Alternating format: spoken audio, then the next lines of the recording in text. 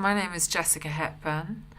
I'm 45 years old. I started trying to conceive with my partner when I was age 34. To begin with, it was exciting. You know, you throw away the contraception, you think on the first month you're going to get pregnant. Because that's what we're told in school. You know, the moment you have unprotected sex, you're going to get pregnant.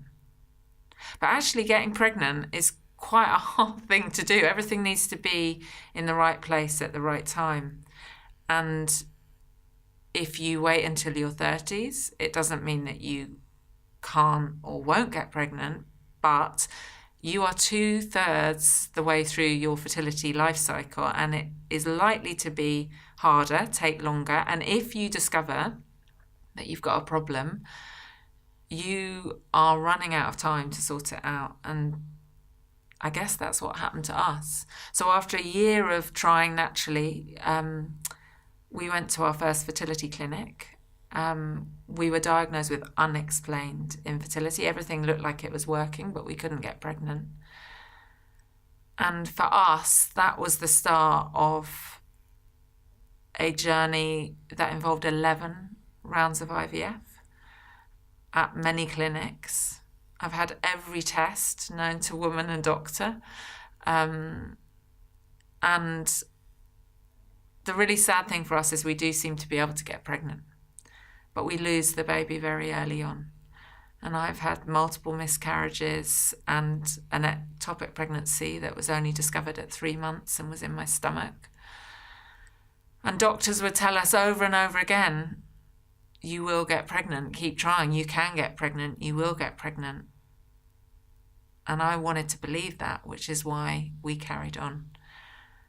But sadly, we haven't got pregnant with our own eggs and sperm. Like many people experiencing infertility, I was so secretive about what I was going through for such a long time. I didn't tell my family, I didn't tell my friends. And then I wrote a book about it, and the world knew.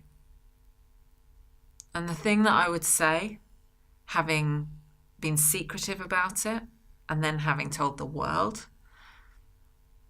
is that it was far better when I told the world.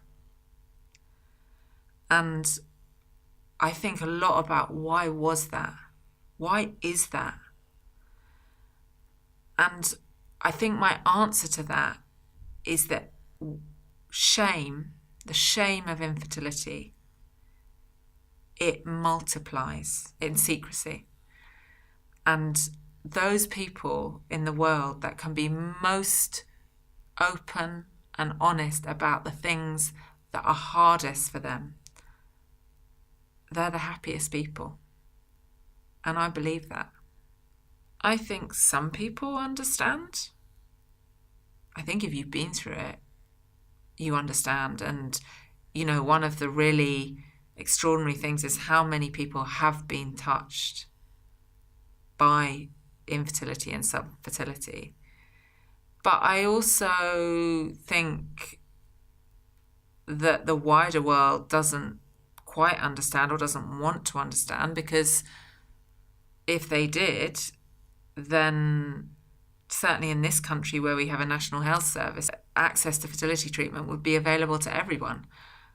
But it's not. And that's because as a society, we don't fully understand not just the physical effects of fertility, but the mental health effects and the devastation it can have on an individual's life.